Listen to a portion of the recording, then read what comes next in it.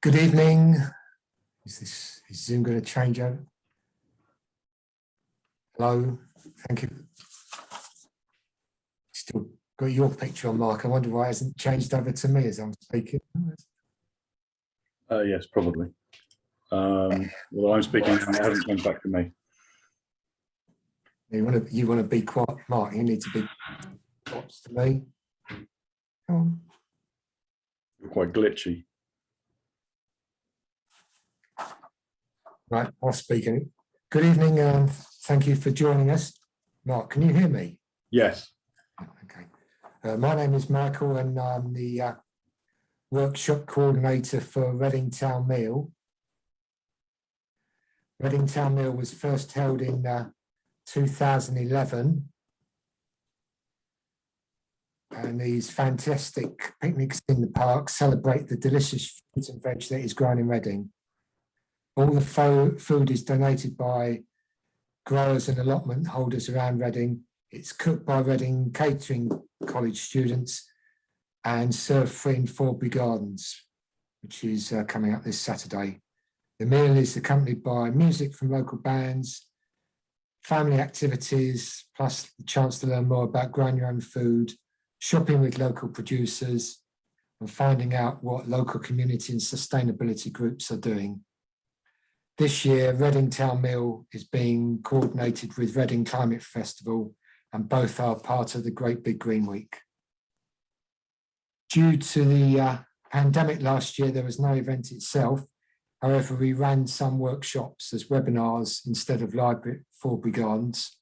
And given their success last year, we are doing that again this year. And as you can see, the 4 of them on the screen there. So this is the first one this evening. And then we got Reading Climate Action Network tomorrow evening. Anthony Simpson about food choices on Wednesday, and Climate Global Justice Reading on Thursday evening. And then we have the event itself in Forbury Gardens on Saturday afternoon with the food being served from 12:30. So we're going to, and if you want more information about the other webinars, please see the Reading Town Meal website. So we are recording this webinar and we'll get it uploaded to the Reading Town Meal YouTube channel so you can watch it again. Plus there's all the previous ones from last year. And I'd like to welcome Mark Binns, the Fungi Farmer, as he's calling himself. And he's going to chat to us about the guide to mycology. So I'll hand over to Mark. Thank you. Thank you.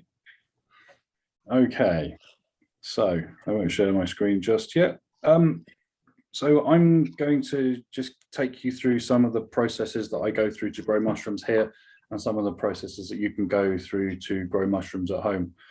We're definitely trying to promote growing your own food, and mushrooms make a great substitute for meat and various proteins. So it's definitely something you should consider doing and at least having a go at, because it makes a great hobby and it's a lot of fun to try. Let's have a look at the presentation, and I think we'll go with that one. And let's share the screen. Okay. So, oh, is it going to move? Why are we not doing anything? There we go. Okay, so let's start with, I suppose, who I am and why you should listen to me. I'm a producer of woodland mushrooms, which essentially means anything that grows on wood in nature. In order to start doing this, I had to study mycology for about a year, essentially to understand how I could enter a market at the right level and be competitive from day one, without really going through all of the hobby side of it first. So I've really been growing for about the last year and selling commercially for about the last 6 months. So I sell at Reading Farmers Market, Shinfield Farmers Market. We're going into Caversham and Henley markets quite soon. And otherwise, I class myself as an urban farmer because we grow in an aquaponic system at home. We have a polytunnel here in a shipping container. We have a 4,500 litre aquaponic system and a smaller system used as a test bench. And we also have chickens, and we've had probably upwards of 20 ducks in the garden at one point. We keep bees, and every year we open up the garden to the public so that they can come and see how we do things here on a small plot. And the garden only looks like this for the best part of 5 hours a year, and for the rest of the time, I assure you, it does not look anything like that. But you know, it can look like that, and that's what's important. So in the talk, we're just going to explore how to grow mushrooms at home and to dive into the mycological side of things and get relatively technical at points, but really to explore how you could do this at home. And we're going to look at my commercial system and how I do it. And with that, you can take away a lot of information as to how the simpler systems that you can use will work for you at home. And then we'll do a Q&A at the end if that's needed. So firstly, let's look at what is a mushroom. It's essentially the fruiting body of a mycelial network that lives underground. And they only come up when it is needed for them to sporulate, to procreate. We'll be concentrating mainly on saprophytic fungus, which are the ones that are the primary decomposers in the forest and are what we have to thank for breaking down everything, creating what's called rot, and for not leaving us just strewn with everything undecomposed and just piles of detritus everywhere. We're going to do this in levels. So the primary level, the level 1 of growing mushrooms at home, the simplest possible method is to buy a grow kit. And it might sound oversimplistic, but it is a lot of fun watching your own mushrooms grow when somebody else has done all the hard work for you in colonizing that block and making sure it's been kept in the right conditions. And when it comes to you, all you have to do is cut a small hole in it and watch the mushrooms come out. But you also have to look after them. You have to keep them in a relatively damp environment, a humid environment, I should say. And that can simply be done by putting them in a cupboard with a wet tea towel, and every time it dries, you wet it again, and it keeps the humidity up with a little bit of fresh air exchange. Or you could just spray them with a mister twice a day, and so on. And you'll get 4 or 5 flushes from this over a couple of months and get perfectly edible mushrooms out of it. Another method will be to go out to a forest where you can see mushrooms growing on the ground and dig up some mycelium from around it, preferably not disturbing the mushroom itself because it's not going to live once you've transported it to your garden, but bring that soil to your garden. It's going to be packed full of the right types of mycelium, and they can colonize the ground around your garden. The other way is to bring over fruiting logs where you can see a log that's decomposing, which already has mushrooms on it. You literally pick it up, stick it in a car and bring it home, and it will produce mushrooms for you in the very same way that our fruiting block here is produced, just in a more natural way. You will also want to know that you've got the right type of mushrooms when you do this. So you want to be doing a foraging course or studying what type of mushrooms you can eat and how to recognize them. And we'll talk about that a little bit later. Another simple way is just to get the mushrooms themselves and spread the spores around your garden and allow them to do the work. If you have a relatively woody garden or a corner under some trees, that's the sort of place you want to be spreading them around. And you can even just lay them on the lawn and run the lawnmower over them, because that will do essentially the same thing. You're breaking them apart, spreading the spores everywhere, and let them do their thing and see what happens. So going up to level 2, which means a few tools and a little bit more work, you're going to try and buy some dowels which have already been soaked in a liquid mycelium. And you drill some holes in a log, you bang your dowels in, you cover them with a cap, maybe some wax, and you allow them to colonize that log from inside out. And within 6 to 8 months, they will have started the decomposition process. They will have enough nutrients and they will start to fruit, not out of the holes you drilled, but they'll find their own way out. Excuse me. And that will keep producing mushrooms for maybe 4 or 5 years. It will not be a prolific producer, but you'll get a flush every so often. And if you have 20 of them, you'll have mushrooms all the time. And some mushrooms are produced specifically like this. Like in Japan, they have oak logs and they have fields of them inside, well, forests of them, which have all been drilled, all been plugged. And that's how they produce their shiitakes, straight off oak logs. Another level 2 would be to maybe under a tree where you've got a lot of wood mulch, bark and so on that's decomposing there, you buy some substrate which is already colonized and just add it to the soil. And that way you'll grow mushrooms there under that tree in a good location, maybe somewhere a little shady and moist. And that works for a lot of people. This is something we've done by having straw bales in the garden. And they colonized themselves with mushrooms. We never ate any of them because at that point in time, I had no clue which mushrooms I could or couldn't eat. But this is a very effective way of doing it. Getting a fresh bale, colonizing it with some mycelium, which you purchase with a strain that you understand. And if you use enough of it, it will completely overpower any other funguses, bacteria, mushrooms that are inside that straw already. And your mushrooms will just start bursting out within a few months, possibly even quicker. Just keep it in a damp condition, do this in autumn, and you will get mushrooms. I quite like this one as a little shroom grenade. It's, if you imagine a piece of hessian, which you lay out on the floor, and you fill it with bark and soil and moss and that sort of thing, anything which would be in its environment at home, and then you put some colonized grain in it, roll it up, put some string around it, and leave it under a tree in a nice shady area, and that will produce great flushes of mushrooms, and the mycelium will also spread into the ground, and maybe you'll see some from the soil yourself. Going on to sort of a level 3, this is where you would need to start using more tools and more techniques, but you can see from the picture that the flushes you will receive are a commercial scale, but at home. So if you use 1 bucket, you will have plenty of mushrooms to eat. If you use 20 buckets, then you're going to need to find something to do with them all. As you can see, these have got about 12 holes drilled in them. They're simply, you cover the holes over with tape, with a micropore tape, which is a little bit breathable.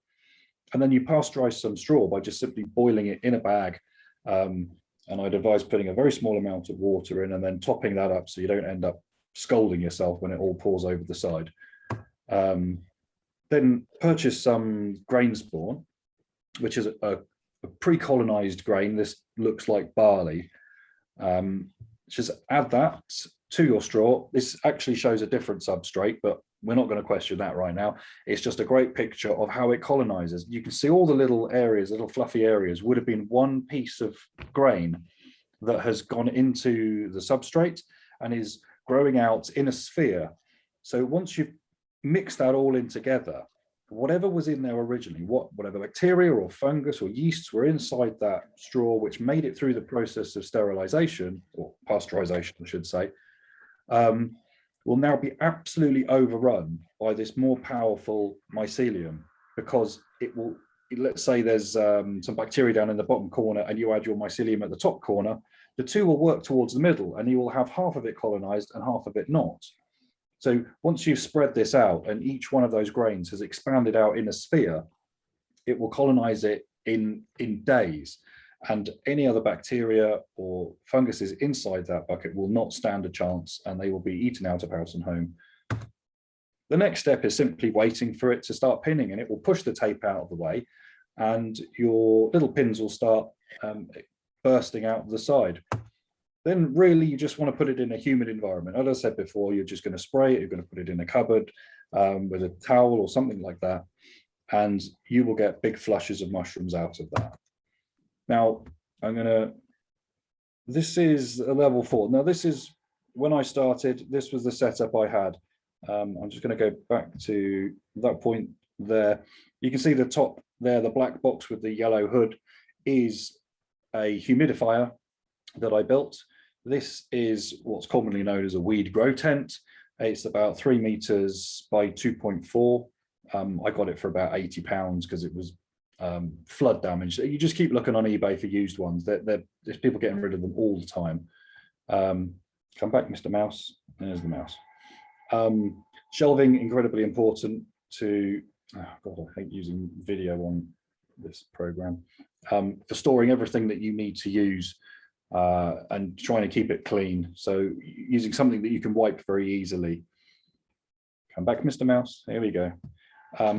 This that you see here is a stainless steel bench used in catering. We got this from eBay for £90. It was from a florist. The thing in the background that you see there is a filter. Now that is called a laminar flow filter, and it produces a very steady stream of air, which is incredibly clean. It is 99.997% of everything over 0.3 microns is filtered out. And that is as good as everything, because that's taking out all of the fungus, all the spores, all of the bacteria. So in front of that hood, where you see those petri dishes, that is the cleanest part of that room, and that room is incredibly clean. So it all comes down to sterile process, which we will have a look at a little bit later. We'll just keep swinging around in the room. We have some grain spawn up the top there, just colonizing. An old counter that came out of a skip. This is an old wine fridge got off eBay that was broken, and I fixed it enough to use it as an incubator, which I keep my petri dishes in. And another very useful thing is to have a fridge that when your cultures are ready, you can just chuck them in the fridge at the right temperature and they will just sort of stay in stasis for quite a while. As you can see, that's the delivery system for the humid air. And these are all my blocks when I first started. These are 1.5 kilo blocks. This is the sort of thing that you'd probably be working with at home. They're small bags, they're easy to work with. You can put them into a pressure cooker and to sterilize them. And you will get a couple of 100 grams of mushrooms off there, which is enough for a meal. And then the flushes will keep coming. So let's let that get to the end. I think I need to before I can continue. Didn't edit the videos, just went through my collection. Right, is it going to go to the next one? Okay, even more complicated. We're going off to a YouTube video now. So really testing my my skills here. Okay, now we're going to have a chat about the life cycle of a mushroom and going from spore to spore. Let's see if we can get this to play. Here we go. Oh, it's all working. So we're going to start with the spores, which are called basidiospores, and that's because they are made in what's called a basidia, which lives underneath the gills of a mushroom. And there's going to be quite a long title on this. And here we go. So once the spores are released, they have the genetics of the parents in them. They have a single set of chromosomes inside a nucleus. And that means that they are classed as haploid. They have a single set of genetics inside them. Now, when they land on favorable ground and favorable conditions, they will throw out mycelial threads. Now, if I just pause there, these threads are 1 cell thick, and they grow 1 cell in front of 1 cell. And it might sound like a slow process, but they're very good at it, and they can go incredible distances. And that is all mycelium is. It's just billions of these. Now, what these are trying to do is they're trying to meet up with another mycelium, another hyphae, which is compatible with themselves. And once they reach that, they're going to fuse with it. And suddenly now you have what's called a dikaryon, which is, if I get rid of this rubbish from YouTube at the bottom here, it is essentially a cell which has 2 nucleus in it. So we've got the 2 hyphae that have come out of the 2 different spores. They have fused together, and now we have the cells. If you looked under a microscope, you will see two black dots in there, one at each end, which are the two nucleus from the parents. Now, these will continue to travel underground. They will split and diverge. Some will go off to get nutrients, and some will carry these genetics to their final point, which will eventually be a mushroom. But first, they need to gather lots of nutrients and build a very strong network. And once they have done, they will produce what's called a primordia, which is that blob you can see in the middle, which is the starting point of a mushroom. And when the conditions are perfect, imagine a ponytail of mycelium, tens of thousands, if not millions of mycelium coming together and sprouting out of that primordia vertically. And that is exactly what a mushroom is. It is just more of the same hyphae bundled together. Now, some of those hyphae will differentiate and become the stem, some will differentiate and become the cap, some will turn around, come back down again and go towards where the bottom of the cap and become the gills. And some others will continue on and become these cocoa pod looking devices here, which are the basidia. Now, that's really where the magic happens, because inside the basidia, your two nuclei are going to fuse together. So you started off with two what I call haploid, meaning they have one set of chromosomes in nuclei. They fuse together inside here and become what's called a diploid nucleus. So we have both sets of genetics, both sets of the parents' chromosomes are now in the same nucleus, and some magic goes on in there, which is well beyond the scope of this talk. But the process happens where they decide which of those chromosomes they're going to keep and how they're going to arrange themselves. And eventually you end up with what's called a zygote, which is the new set of genetics in a single nucleus. And at that point, it will go through meiosis, which is to split into two and then split into four, and some of them even go to 8. Now, these cells are exactly like, they're exactly like the original nucleus that came out of the parent. So these are now haploid. So they have a single set of genetics. It is simply split 4 or 8 ways.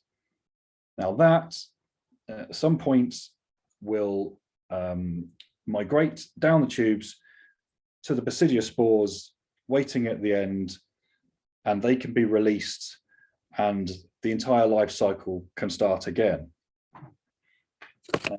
Hopefully we kept everybody with us there. That's the simple version. But reiterate here that not all of this is essential when trying to grow mushrooms at home, but depending on how you want to use this as a hobby, some people just get petri dishes and they get a microscope and they study mycelium and they study how the cell works, and they can look at a lot of different angles of genetics with just those two devices, the petri dish and a microscope. Now, we get out of this by, I think, going to escape. I could be wrong. Yes. No, we're starting again. Hold on. Let's go back a stage. Here we go. Okay. Screen sharing has stopped as the shared window is closed. That's great. So let's share the screen again. Not going to plan. Here we go. Let's try that and share screen. And we will start from, or let's start from the next one. Let's not mess about with that video again. I'm not that keen on doing that. Right, here we go. So this is a way that you can start to build your own cultures at home. Now, collecting spores, go down the supermarket, get some mushrooms. If you cut off the stem and clean up the bottom of the mushroom so that you expose the gills, if there's anything getting in the way, if there's a veil in the way, clean that all off, make it nice and flat, place it on paper, or I use aluminium foil, which I can sterilize with alcohol, and then just wait 6 to 8 hours and you will collect spore prints. Now, this part of it is essential when you're going foraging, where you cut the mushroom in half and you look at how the mushroom is built, you look at where it is, and then you take a spore print and it will be the fingerprint for that mushroom, and it will be the one thing that tells you if you have the right mushroom. You can have two that look almost identical, but then one will have yellow spores, one will have black spores, and that will be the deciding factor as to whether you have the right mushroom. But once you've got your fingerprint, you can then start working with agar.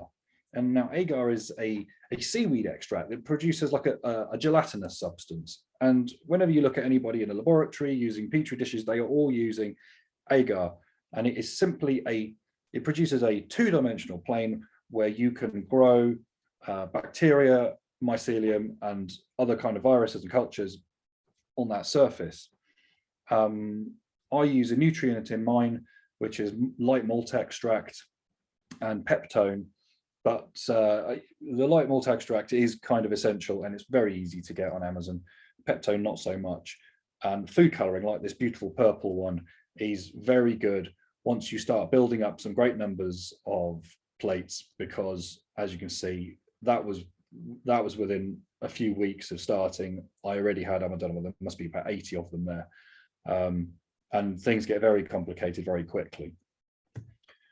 So ensuring your agar is clean is the very first step. Once you've poured your dish, you've sealed it up, and you just put it away for a few days, and you allow whatever is on there to grow. Now, when I do it, I have very, very rarely seen anything on them because I use an incredibly clean environment. But if my process wasn't up to scratch that day, then I may have a big blob of something growing on there. And it just means I just discard that plate. And then I know after 3 days, if nothing's grown in it, I have a completely clean slate to grow my mushroom on, or my mushroom, but my mycelium.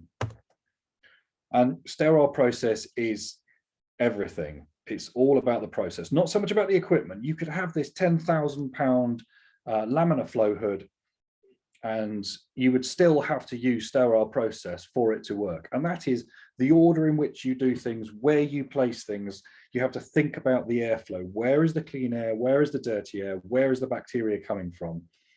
And you can replace that with this plastic tub. That costs probably £10 and will do almost the same job because it's called a still air box. And once you have sterilized the inside of that with alcohol, and you start doing the work inside there in your petri dishes, as long as you're not moving quickly and you're not breathing on it, and you are making a very still environment, so the air is not moving around, then you are not likely to be disturbing any dust particles or blowing any bacteria in there. So your work can be done at probably 90% sterility, which is absolutely fine for home use, because even if there is some problems on your agar, you can always work around that. You can do transfers. So as I said, the process is what's important. And here's one where someone's just attached gloves to it. This is a home build. This is nothing professional. Someone's got a pair of domestic gloves and some pipe work from probably the pond shop, and has made what is a pretty impressive glove box.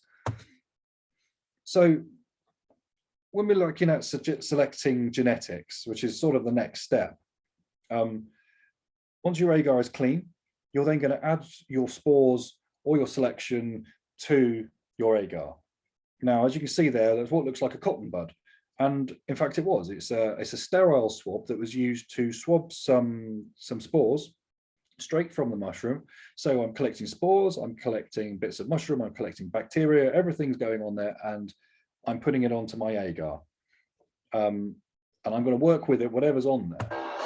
I didn't know that was a video. So there's a bit of music in the background there. One thing to point out while I'm here is labeling. As you saw with the 80 dishes, it's pretty hard to keep track of what's going on. So this tells me with the SP that it's from spore. T0 means it's the very first transfer.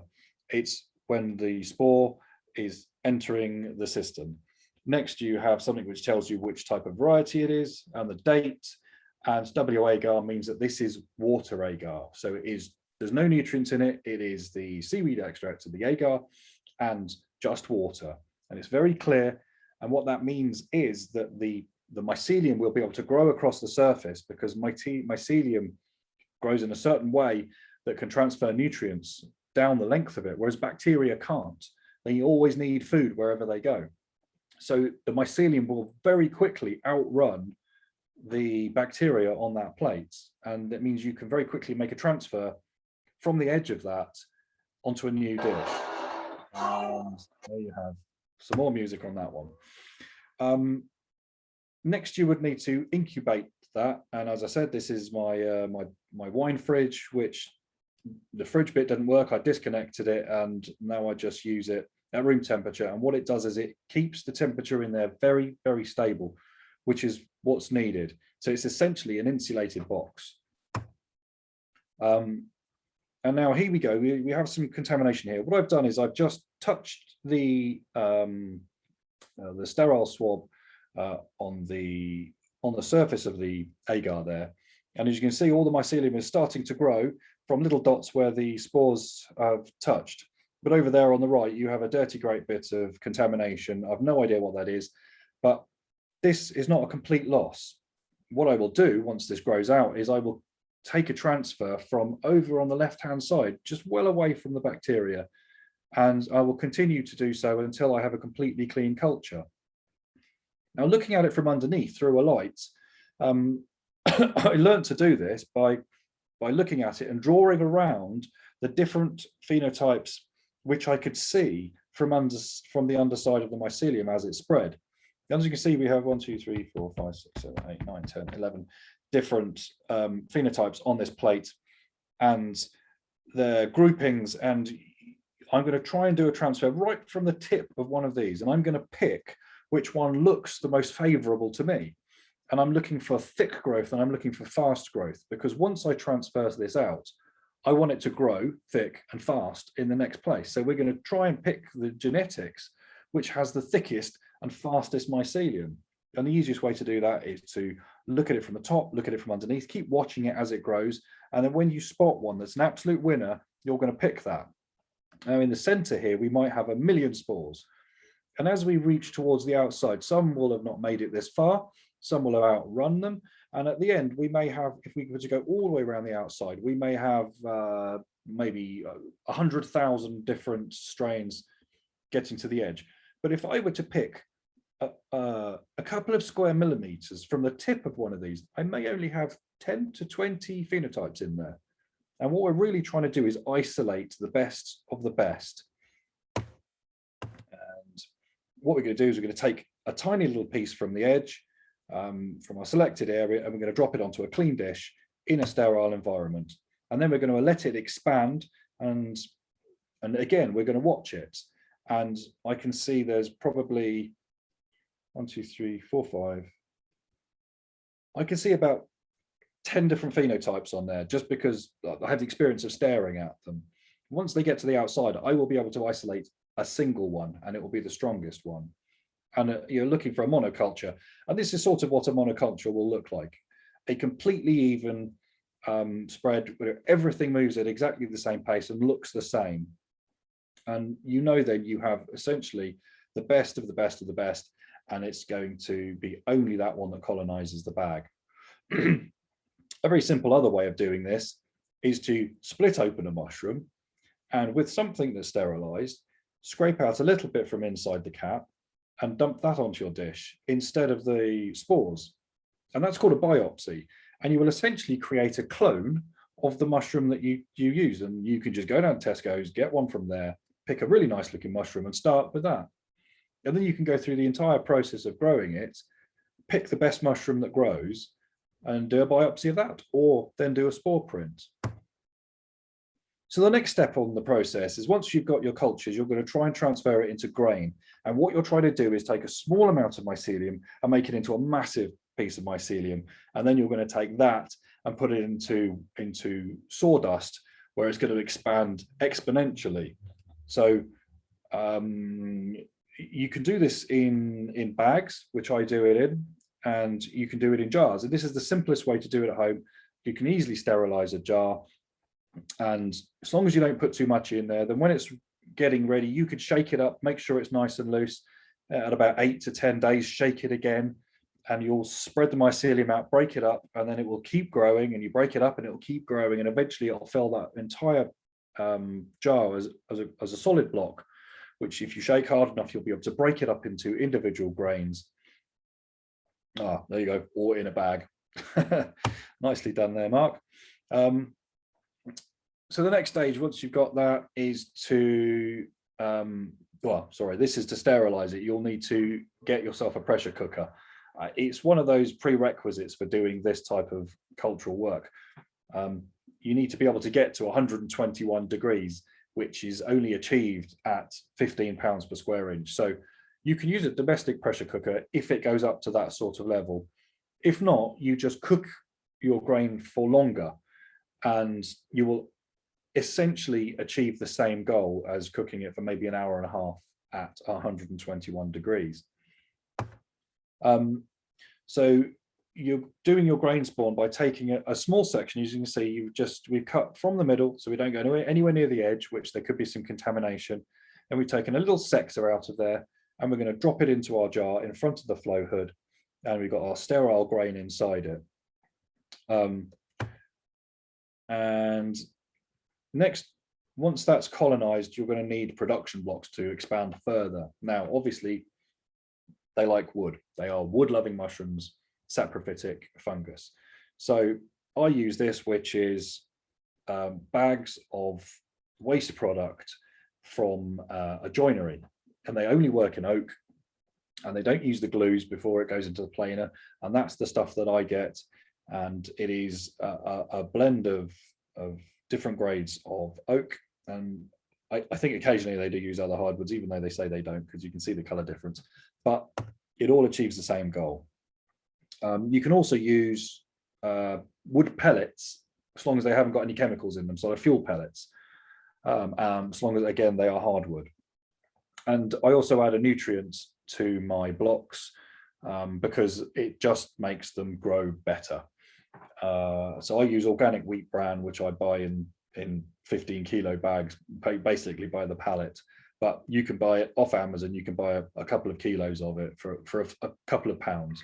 And I put them wood and nutrients 50-50, and then 60% of the weight of the bag wants to be water. So it is just 60% water, 40% mix of 50-50 oak sawdust and organic wheat bran. So once you've got them in there, you're going to fold the bag very neatly, and you're going to put it into an atmospheric sterilizer or a pressure cooker. You would probably do it in a domestic state in a pressure cooker, but I decided for about the same price as a pressure cooker, to be fair, I built one. This cost £100, and my pressure cooker was £100. And this is just a new oil drum, which was about £40, and these extra bits, which are a float valve and an element from a brewing shop, and it's used for heating up brews. Oh, I know nothing about brewing, so I'm not even going to go into that. But once you put them together, it's literally that simple a device. It warms the water, it produces steam, and it will get to 100 degrees, and you keep it there for many, many hours, 16 odd hours. I built a little trivet just to hold everything above the element, so my blocks can go on top of that, and that was a £5 steamer tray from a Chinese, from Siwu, in fact, if you know where Siwu, if you're from Reading, Chinese warehouse. Some insulation around it. You just cook it for 16 hours. Oh, no, this is a video as well. I dumped in things I thought were photographs, but yes, you can see it chooching away there. And so that there is actually it's a controller which is used for brewing as well, and it will get to a certain temperature, and once it gets to that certain temperature, it will set a timer, and the timer will go for 16 hours that I've set it for, and then the entire unit will switch off. So I know that it's got to temperature, and I know that those things have been cooked like loaves of bread, and the temperature has got right to the center, and all of it has been pasteurized. Then you just cool them down in front of the hood or somewhere sterile until they're below 30 degrees centigrade, and then you can inoculate them with your grain spawn. The next step is just to seal the bag with an impulse sealer, which are relatively cheap, and now you leave it to colonize for about 2 weeks. You need lots of shelves to do this, trust me. So the next step is when you go into the fruiting chamber, and you're simply going to cut the corner of the bag and deflate it, fold up the excess plastic, and add a little cut in there to allow the mushrooms to grow out of. A fruiting chamber, this was my very first attempt with a smaller fruiting chamber, which was again just a grow tent with some very simple LED light in it. And I built myself a humidifier, which is just one of these ultrasonic humidifier units inside a plastic tote with a float valve to keep the water at the right level. And when you send power through that, all those discs vibrate and just break the water up into vapor. And then you just need a little fan that blows it out of the plastic tote and down a tube. You will need something to control the humidity. These are about £35, again, Amazon, and a temperature controller if you need to move it around. I mean, 19 degrees is sort of a nice domestic temperature. It is okay for most mushrooms. Again, the humidity can be done in very many ways. This is just the way that I do it. It is a relatively expensive way. There are much more expensive ways of doing it, but there are incredibly cheap ways of doing this. And if you're doing on a simple, small domestic level, you would simply use a box and a towel, or you will spray it with a spray gun with just clean water. Then you just go into fruiting. They will burst out in the same way that they burst out of the bucket. They will come out of the bag and you will start getting pins on the side. The environment is already moist. You can see the sensor dangling down there on the left for the humidifier. And then you just wait for your mushrooms.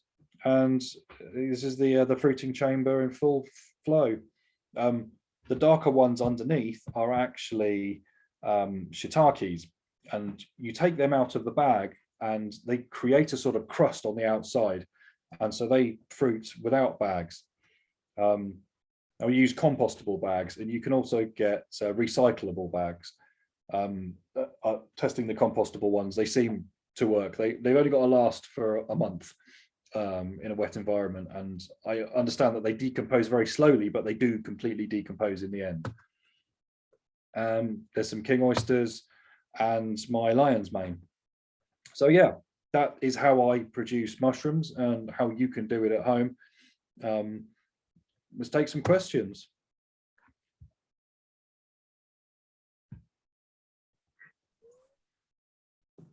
Thank you, Mark. Okay. Thank you, Mark. And if you want to ask a question, you So is it going to the chat?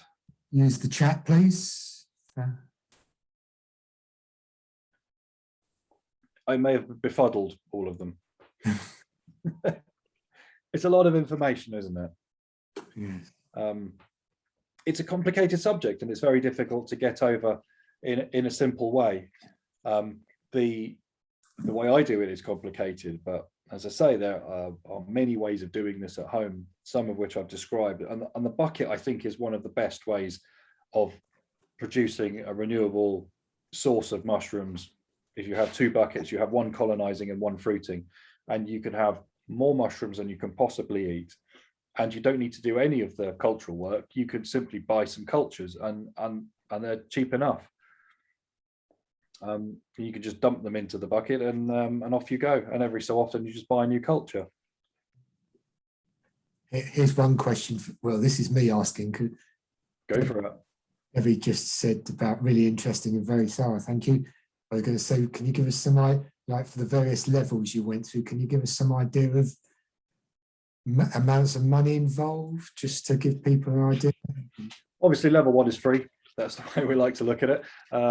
Level 2, when you're looking at drilling dowels in, everybody has a drill or knows someone that's got one, and the dowels, they'll cost less than £10, and you'll have it enough to do 2 or 3 logs, and those logs can last for years. So let's say if you do 20, £20, it'll probably give you 100 dowels, and you only need a drill and a hammer, and off you go. And there's a lot of arborists, tree surgeons and so on, who will just give you logs for free because it's something they've got to get rid of, and it's just quite difficult to get rid of large logs.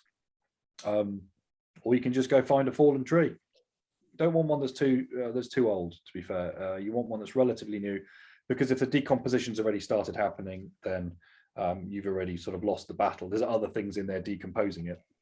So a relatively fresh log. I've got a question. Are there kits that you can grow outside reliably in the winter? And would the soil displacement, work on a floodplain?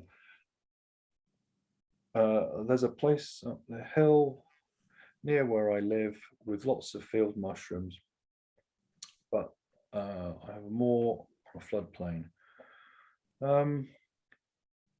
Okay, try and take that apart. Are there kits that you can grow outside reliably? If you get grain spawn and you put it into a favorable environment, it will grow. That's the simple answer to that. The kit that I was talking about at the beginning is on sawdust. So it is in its final stage. It's already colonizing wood as if it's inside a tree. What you want to do is take a step back and go back to grain spawn. And if you can set up the ground or find somewhere which is woody, then it will grow there. If you're talking about field mushrooms, so you can get field mushroom spawn, and if you put them where other field mushrooms are, they will grow. But you more on a floodplain. So that I'd be guessing at that. Floodplain is really good for growing mushrooms, as long as it doesn't flood all the time. If it usually means that there's groundwater, which means it's going to be a moist environment, which means that it's very likely to have a very heavy mycelial network underneath it, making use of all that moisture. But yes, I reckon if you were to dig some in, spread it out and give it some time, you would get field mushrooms from it. Do it. And tell me how you get on. Very interested to see how people get on with doing their experiments. When's the next time we can visit your place? Who's that? That's Debbie.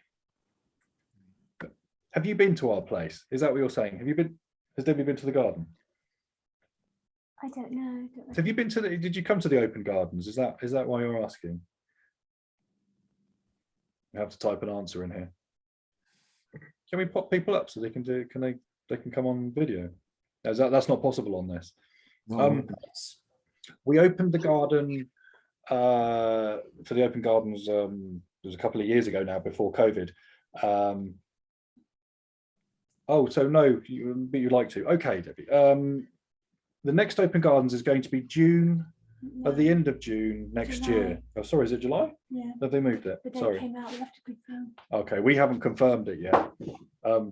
Running a mushroom business takes almost every second of every day, and I'm normally surrounded by mushroom bags, so we've cleaned up a bit so that we're not, but you know, they're here. They're everywhere. So having time to actually do the garden to that state it takes a huge amount of time. But Sunday the 3rd of July. Sunday the 3rd of July is when the village opens up 9 gardens, and we're just one of them. So it's if you go to the National Garden Scheme, we're listed in there, and we hope to open up on that date again next year. We'd like to see the garden that pretty, but then you can see the aquaponics and the chooks and the bees and everything else. And maybe if you ask nicely, I'll show you some of the mushroom stuff upstairs. My God, I hope I'm out of the house by that point. We're hoping to get an industrial unit, maybe February, March time, so I can not have to live on top of mushrooms. We do live in a factory. It's odd. Do that. Keep an eye out for it. Is the humidity a key factor getting kits to be successful? I've not been successful. Or are there others? Also, where are you selecting the strongest mycelium? Is this to get the best production, or does it affect the mushroom taste, etc.? affecting mushroom taste is a very long process because you need to take it all the way to fruit and taste the fruit and then pick the one that tastes nice and then take the spores from that, go through the whole process again and then taste them all again and then pick the one that tastes nicest and start the process again. And it's that cycle where you can isolate for flavor. I can pick the biggest fruit and take spores from that or a biopsy, and then I will get the biggest fruit, or I get one that looks the prettiest, has got the most perfect shape. And I've certainly been working on that. But it's a long old process doing it for flavor. When I do it on mycelium, I'm trying to get the strongest and fastest growth so that I can colonize the fastest. So as I said, it's a war inside that bag and I want to colonize it before anything else gets an opportunity. So getting a very virulent strain, an aggressive colonizer is what I'm looking for. And things like pearl oyster, it is incredibly fast at colonizing. And that's why most people start with pearl oyster and why most kits are pearl oyster, because they have the best success rate. But I think that answers humidity is a factor. Yes, it's more of a factor in stopping it from aborting, because they can start coming out and they go, I don't like it out here, and they'll just stop growing and the mycelium will reabsorb and it will try somewhere else. But of course there won't be any other exits out of the bag. So if you get the moisture anywhere near right, they will be happy and they will come out and they will continue to fruit. You may just end up with malformed heads or a little bit dry on the cap, maybe some splitting. But so long as you can get above, ambient, so above 70%, 75%, anywhere between that and 95%, and you will get really good fruit. It may have just been a bad kit, or you may have waited too long, because there is a window where the mycelia will run out of food and just start dying off inside the bag if you don't open it. So you need to know it's fresh and you need to pretty much open it straight away, because once it's sent to you, it's ready to go. Another question, which mycelium do you use for growing? Sorry, which medium? Let's try reading better. So in the petri dishes, it's agar. The grain spawn, I've used popcorn, as in popping corn, because it's got a really low moisture content and it stays together very well. It doesn't split. Any grain that splits will just give you contamination. It's just anything which is wet, soggy or gooey inside there is a vector for contamination. You want nice, solid, whole popcorn. So once you've boiled them for a bit, softened, given some moisture inside them, and then you've pressure cooked them, you still need them to be solid and not split. A very small proportion of them split. So it's getting grains that work like that. Now I've moved off popcorn because the price skyrocketed with Brexit and COVID. It almost doubled in price. So I've gone for millet now, and millet is like pinheads. It's tiny, it's awful to work with, it gets everywhere, but it boils in the shortest amount of time, in a few minutes. And it seems to be pretty good. I do struggle to get the moisture levels right inside it, because it's, you've just got to eat a little bit and try and work out how grainy it is or how dry it is. But I think millet is the way forward. It's the way that most commercial operators use millet, and it's very cheap. I think they use it because it's cheap and they just put up with everything else to do with it. I think that's what you were asking. Mark, we've got a couple of questions on the Q&A. The first one is, for the log mushroom, which type of log mushroom is good to do here? If you're going to grow logs, I'd try shiitake. Shiitake is a wonderfully tasty mushroom. It is essentially what you want to do is get the mushroom where there is the most resources available on the internet to teach you how to do it. So if you start searching for log mushrooms, you're probably going to find shiitakes. The photo I put up earlier is exactly that. It's shiitakes growing out of a log. They're a slow growing one, but they will grow for many years. and it's a wonderful mushroom. It's a high value mushroom as well. If you get some cordwood, so get stuff which is about yay big, even thinner in fact, get something that's say 4 to 6 feet long, set up a little frame made probably with the same wood, so just uprights and across and down, and you can just lay your logs on that, and maybe at 45 degrees so the water runs off them, and you can set up 20 or 30 of them and just forget about them somewhere at the back of the garden under a tree, and just you'll come down there one day and it'll be covered in mushrooms, and it'll be a wonderful moment. But they will produce a small amount for a very long time. I'd say give that one a go. And there's one other, thank you, Mark, and there's one other on Q&A. Would you grow enoki, E-N-O-K-I, mushrooms in the same way? Enoki will just sort of come up and flop over. The traditional way of growing them is in a glass jar. So you can inoculate, I would do it straight from grain. You inoculate your grain, and once you release some, how can I explain it? Once you allow the oxygen level up inside the jar, they will start to fruit inside off the grain. And now I have stuff fruiting on petri dishes. It just depends if it finds the right environment. So you get your glass jar, you sterilized it, you put your grain in, you put your culture in, you close it up, you let it fully colonize, and then you open a very small hole in the top, and you can actually buy the caps already made with a hole, like a little vent, and you just pull the cap off, and they will fruit out of that top. In Japan, they put a little plastic collar around the top of the jar, which allows all the enoki to slide up inside of the plastic sleeve and come out of the top. And so what you get is you can just literally twist it, and when you go to the shops, that's how you see them, isn't it? You see them as a solid vertical bunch with tiny little heads on top. And that's how you buy that. I think they just basically break that in half, so you end up with 2 hemispheres or semicircles, and you get a packet of those each. They're relatively easy to grow, I've heard. I've never tried enoki growing myself, but you can imagine the Japanese do them in jars, and they do them like with tens of thousands of jars all going through the sterilizer at the same time, on racks. Very interesting to watch. You can find videos on it, but the way they do it is literally the best way to do it. Give that a go, and tell me how you get on, and give me some clues as to how to do it.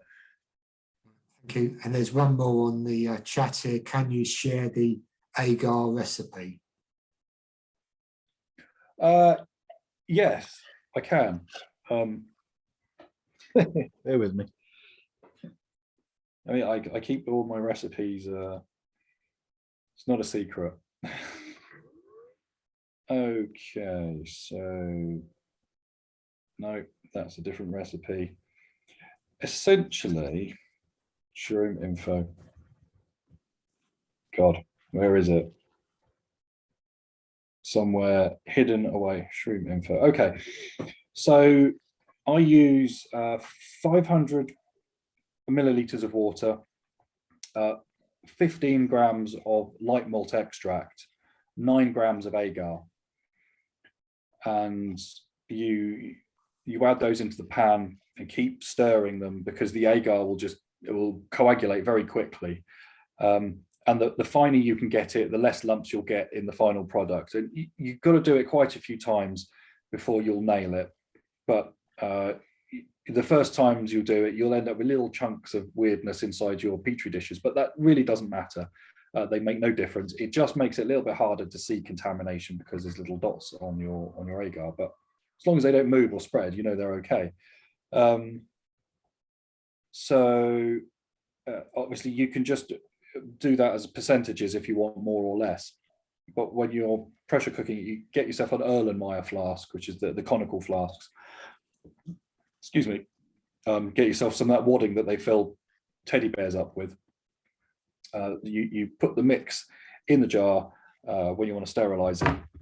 You put the wadding in the top, cover it with tin foil, put it in the pressure cooker, and cook it like that and then you pour it out once it gets to 110 degrees. That's when you put it onto the dishes, or else it will be too runny, it will steam up and you'll lose all the moisture from it, and you'll just have steam inside the petri dish. And any later than 110 degrees, then you will essentially end up with blobs, because it gels up really quickly after that.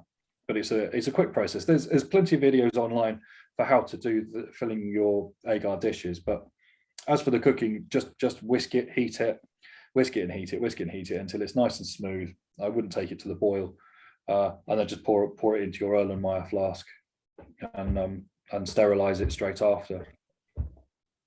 Hope that helps. Thank you, Mark. I think that's all the questions. So if there's no other questions, I'd bring this webinar to a close. So thank you again to Mark for a very interesting talk, and thank you to our attendees for joining us this evening. And remember, the number 2 is on 7 o'clock tomorrow evening, the Reading Climate Action Network and the Reading Climate Plan. So thank you very much. Lovely. Thanks a lot for your questions, everybody. And yeah, we're going to give it a try. Do so, and send me your results. Always nice to see how people get on. And if anybody wants any help with stuff, I'm always available to have a chat, and I can tell you where to get stuff from, and nice and cheap.